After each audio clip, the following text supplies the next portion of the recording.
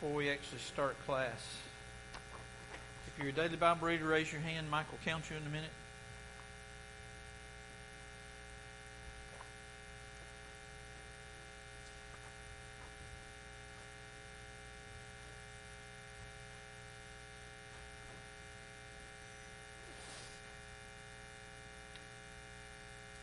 We are starting a new book, a new quarter. So if you need a quarterly, Barry has some in his hand. Raise your hand. He'll come down and get you one. This quarter we're going to be studying from the book of Numbers. I guess it never had occurred to me in 56 years to wonder where the title for the book of Numbers came from. And basically it came from the fact that the Israelites were told two times during this period that we're going to study today, not that we're going to study today, that we're going to study this quarter, to number themselves. They had a census. And because of that, the title of the book of Numbers. Turn to Numbers chapter 1. Just to kind of get us started on what we're going to be studying this quarter. Part of what we're going to be studying this quarter. We're back in the Old Testament. For me as a teacher, that's a little harder to talk about because I don't know that maybe I've not studied the Old Testament enough over the years. But we're going to see, as usual, when we study the children of Israel, we're going to see some complaining and grumbling and rebelling against God. They were no different than we are today. They were a whole lot about me, and not enough about God and that type of thing. Look in Numbers 1, verses 1 through 3. Then the Lord spoke to Moses in the wilderness of Sinai in the tent of meeting on the first of the second month in the second year after they'd come out of the land of Egypt. Take a census of all the congregation of the sons of Israel by their families, by their fathers' households, according to the number of names, every male, head by head, from 20 years old and upward. Whoever is able to go out to war in Israel, you and Aaron shall number them by their armies. So they didn't count everyone, right? What they counted was the males that were 20 years old and older. And if you want to jump ahead, if you look down in verse 46, it'll tell you how many there were. They spend a whole lot of the first chapter telling by tribe how many there were. But in verse 46, it gives a total. Even all the numbered men were 603,550. Now, turn over to Numbers 26. I don't know whose thunder I'm stealing here. Somebody later on in this book will be teaching out of Numbers 26. So basically I'm revealing the answer ahead of time. Numbers 26, 1 and 2, it goes through again. They're told to number the congregation.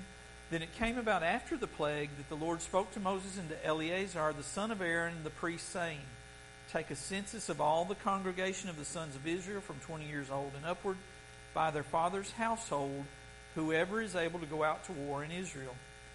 And then down in verse 51, you find out the numbers are about the same. These are those who were numbered of the sons of Israel, 601,730. Now, that's really interesting stuff. How many tribes of Israel were there?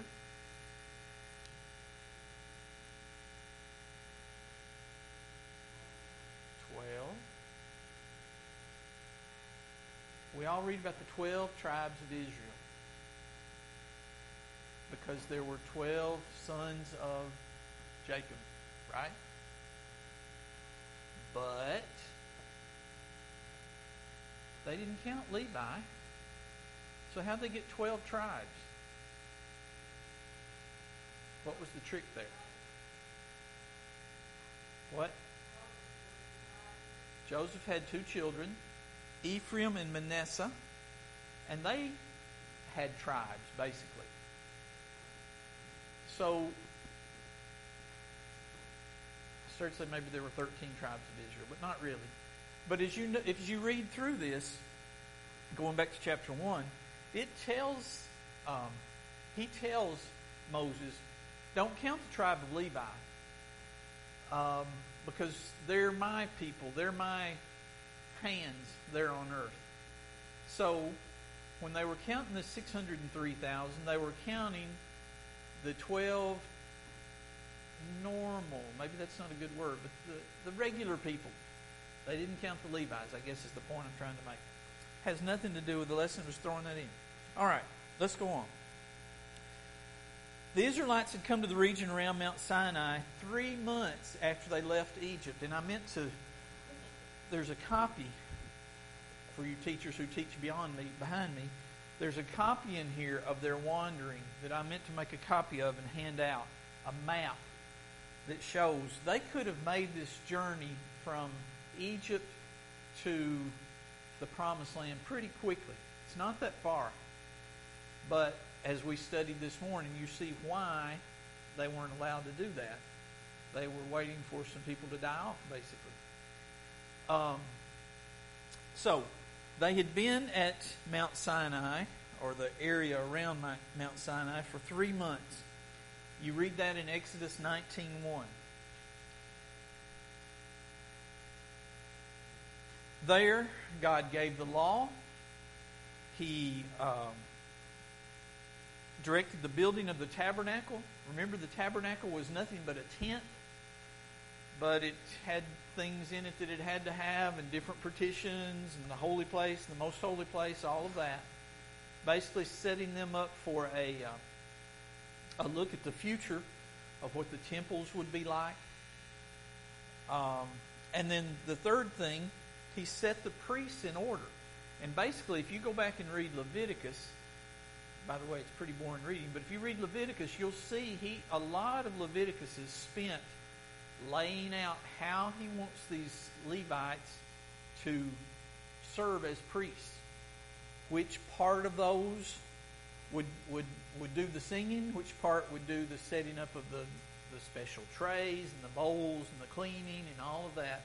They all had duties, and he laid all this out. So this takes a little while.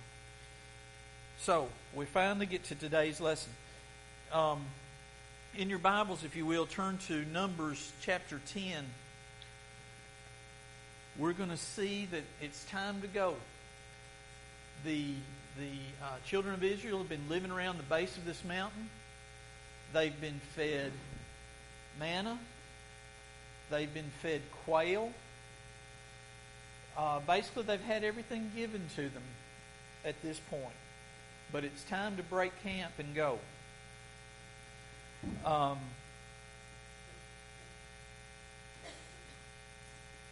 The author of the lesson says they were about 1.5 million strong. Now remember, go back, we numbered the people, and there were 603,000 men above 20 years old. But obviously there were wives, there were children, there were others that needed to be counted in. So the author estimates there were 1.5 million people. And you can imagine the logistics. I think about when we try to go somewhere just as a family, just the 5 or 6 or 7 of us, how much stuff we take. Can you just imagine what it was like to move 1.5 million people? And I don't mean put them in a truck and move. They were walking. So it was a big deal. I guess I want to point out right here that later generations, people that would come after, would come beyond, would look back at this time between God and the children of Israel as a honeymoon time. Now, after we read our text this morning, you're going to say, well, it wasn't much honeymoon. But in Jeremiah, in fact, Jeremiah 2:2, God says through Jeremiah, I remember you, the kindness of your youth, the love of your betrothal, when you went after me in the wilderness. So God apparently had fond memories of it. But what we're going to see here today is after 3 days, they were already grumbling. The truth is they'd already been grumbling and complaining before that. They were complaining before they got to the Red Sea. And they saw the miracle of the Red Sea being divided. They were already complaining by then. Why didn't you leave us in Egypt?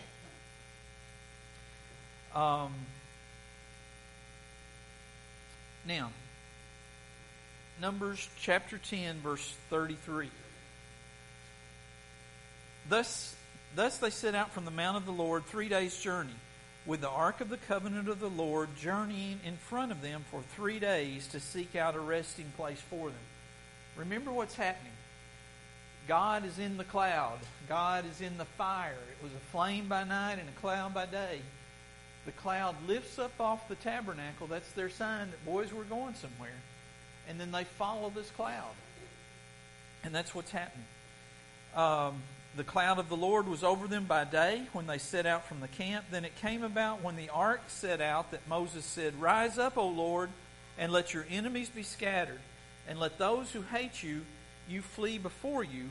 When it came to rest, he said, "Return, O Lord, to the myriad thousands of Israel." Now turn to page 5 in the book, and we're going to read our text for this morning. So those 3 verses or 4 verses tell us, okay, they're on their way. They're finally moving. But here's what happens. Now when the people complained, it displeased the Lord, for the Lord heard it. And his anger was aroused. So the fire of the Lord burned among them and consumed some of the outskirts of the camp. Then the people cried out to Moses. When Moses prayed to the Lord, the fire was quenched. So he called the name of the place Taberah, because the fire of the Lord had burned among them. Now the mixed multitude who were among them yielded to intense craving, so that the children of Israel also wept again and said, "Who will give us meat to eat? We remember the fish which we ate freely in Egypt, the cucumbers, the melons, the leeks, the onions, and the garlic. But now our whole being is dried up. There is nothing at all except this manna before our eyes." Now the manna was like coriander seed, and its color was like the color of bdellium. The people went about and gathered it, ground it on millstones, or beat it in the mortar, cooked it in pans, and made cakes of it. And its taste was like the taste of pastry prepared with oil. And when the dew fell on the camp in the night, the manna fell on it. Then Moses heard the people weeping throughout their families, everyone at the door of his tent. And the anger of the Lord was greatly aroused. Moses also was displeased. So Moses said to the Lord, "Why have you afflicted your servant? And why have I not found favor in your sight, that you have laid the burden of all these people on me? Did I conceive all these people? Did I beget them, that you should say to me, 'Carry them in your bosom as a guardian carries a nursing child to the land which you swore to their fathers?' Where am I to get meat to all these people? For they weep all over me, saying, 'Give us meat that we may eat.' I'm not able to bear all these people alone, because the burden is too heavy for me. If you treat me like this, please kill me here and now, if I have found favor in your sight, and do not let me see my wretchedness."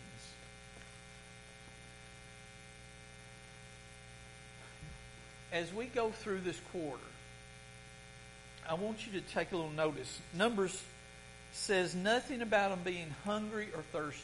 The Israelites were provided food. It doesn't even say they were cold or tired. Their discontent just seems to basically have no focus. They just were not happy. Have you ever worked with somebody or been around somebody or gone to school with somebody that just wasn't going to be happy no matter what? They were going to find something to complain about. That's just their nature. Well, apparently that's the way the Israelites were through this thing. When you think about it, manna and quail, as long as they were in that camp, they're at the base of Mount Sinai. Manna and quail kept keep their bellies full. God fought their battles. By contrast, now I can understand a little more once they started traveling while they were complaining. Can you imagine what a scorpion bite was like? Can you imagine walking and carrying all your stuff and your children and anything else that went along with that, for miles during a day, and then having to stop that night, set up your camp again. They were going through some hard times as long as they were traveling. They were uncomfortable, and they grumbled. But a point to be seen here is not only does obedience to God matter, but the spirit in which we serve, in which we obey, matters. And that's what was happening with the Israelites. The author points out that the Israelites had not yet learned to love God. Their trust in Him hung by the merest of threads. When things didn't go their way, the first thing they started was, I want to go back to Egypt. They didn't think about the slavery that they'd been in and the persecutions that they had back in Egypt.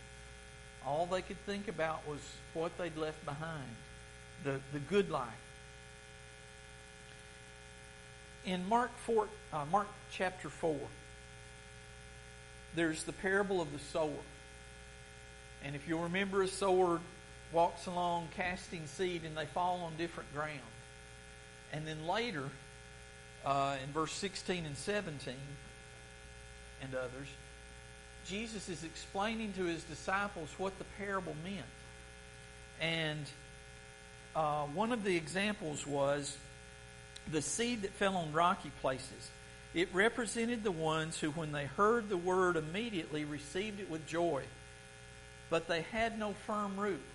The grass seeds sprung up quickly, but it didn't develop a root. So when the heat of the day came out, it withered away.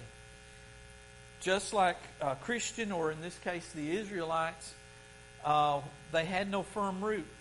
So when affliction or persecution came, they immediately started grumbling, started complaining.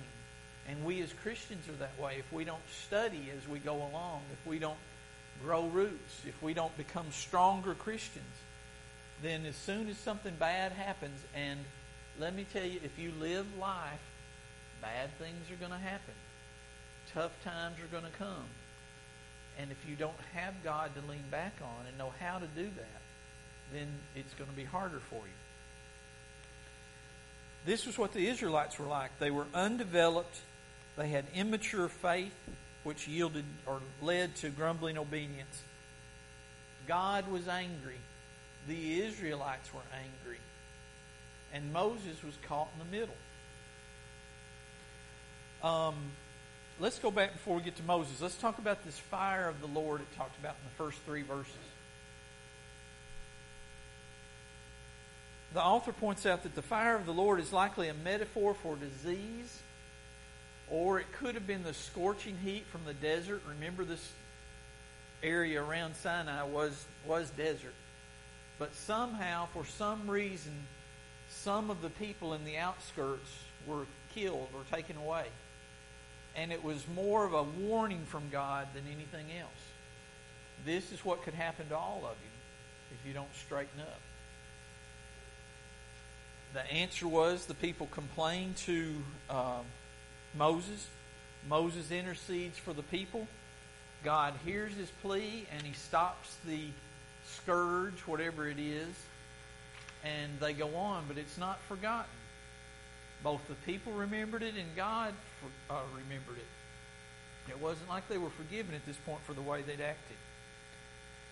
Now, if we get down in verse 4, the author of the quarterly talks about the problems that began.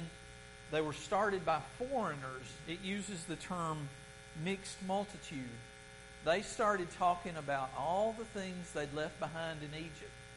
I'm not sure that's right. That's not the way the teacher's manual talks about it. And in my American Standard version of the Bible, it doesn't use the word mixed multitude. It talks about rabble, R-A-B-B-L-E, rabble with greedy desires.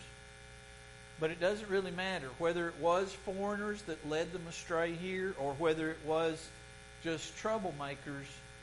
Trouble was had either way. Whoever it was that was talking up this stuff that we left behind, the onions, the leeks, the fish, they failed to mention oh yeah, by the way, you were being beaten with whips and chains back when you were still in Egypt, and you were having to pack brick, and we took your straw away and made it even harder to pack brick. Excuse me. So they were reminding him of the good things that they'd left, but they weren't mentioning, oh yeah, by the way, you were a slave back then.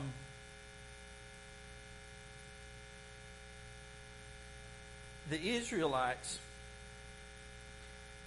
seem to insist on a deliverance and a freedom without cost to themselves.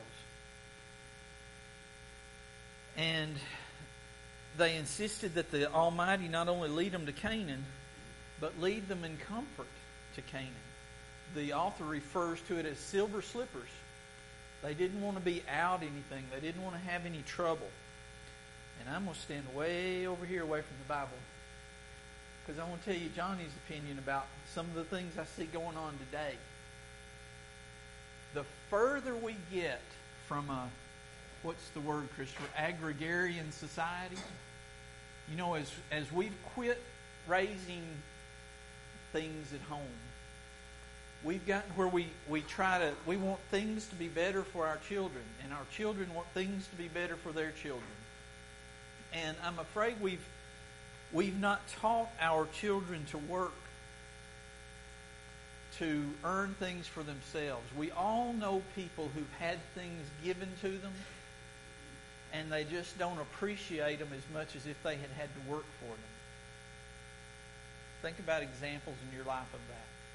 Well, that's the way these Israelites were. As long as they were given the food, as long as they didn't have to battle because God was going before them and keeping the enemies away, and He was standing behind them and keeping the Egyptians from chasing them, they didn't have a lot of cares. And they had plenty of time to sit around thinking, man, I sure do miss those onions and leeks. I don't know how long I'd have been there before onions and leeks would have been one of my big problems, but I hadn't been there a while. But that was one of their complaints. They had a lot of other things that they should have worried about, but God was taking such good care of them. Didn't happen. Yes.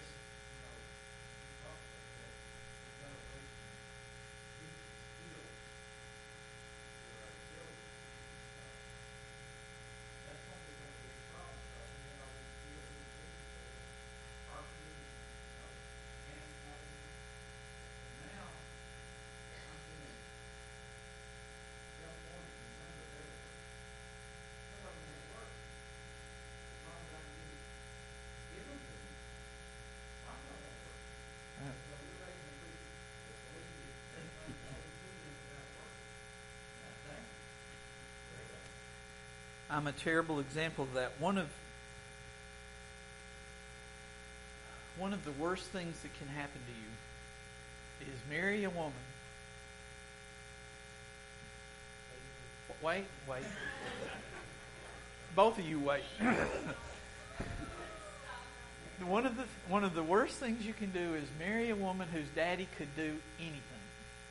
Albert Tucker could fix things. He could plumb. He could run wire, and electricity would run through it. Johnny cannot drive a nail. And one of the first things that happened when we came to Carthage, we'd been there a little while, but somehow the commode in the other bathroom got stopped up. Well, Daddy would have just taken the commode off and gotten whatever was in it and put the commode back, and everything would have been fine. I said, I tried it. And I was scared the whole time because I could just imagine water running throughout the house and all that. But even to this day, I can't do any of that. And every now and then she'll say, Daddy could have. Daddy would have. So anyway, you can tell, it's scarred me. I've always felt inadequate about that kind of stuff. And how I got off on that, I don't know. Let's talk about Moses a minute. Oh yeah, I know where I was going with that. If you have a child, and you wonder, how can this child make a living in the future? Teach that child to be a plumber or an electrician. Go back to those skills Jackie was talking about. Everybody now wants to, be a service person. But go back to the basics, because Chris, how hard is it anymore to find a plumber here in Carthage, Tennessee? You know, it's tough when you want somebody to come do a job for you. But anyway, again, that's off the subject. Let's go back to Moses. Moses was a mediator. And that's a tough job when you think about it, because you're always going to be in the middle. It's like being a judge. You're never going to please both sides. It just can't happen. All you're trying to do is work out some kind of compromise to get everything working. And you'll go talk to one party, and then you'll pass their concerns on to the other party, listen to them, and you'll go back. That's what a mediator does, and that's what Moses was doing. However, they kept on until they wore Moses down, it looks like, in my mind, the way I read it.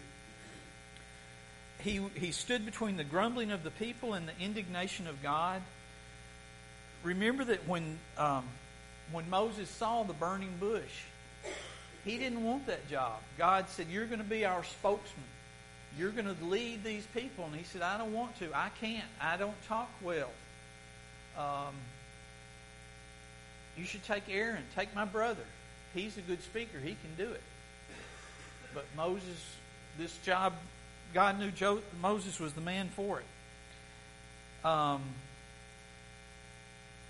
So, I say all that to ask you, when we read these last 4 or 5 verses, and Moses threatened to quit, did Moses sin? Moses bared his heart to God. The lawgiver had had enough. His letter of resignation would be on God's desk within the hour. He was mad. He was mad at the people. He was mad at God. The people were mad at Moses. They were mad at God. God was mad at the people. He may have been mad at Moses. I'm not sure. But this is where they were. Nobody was happy.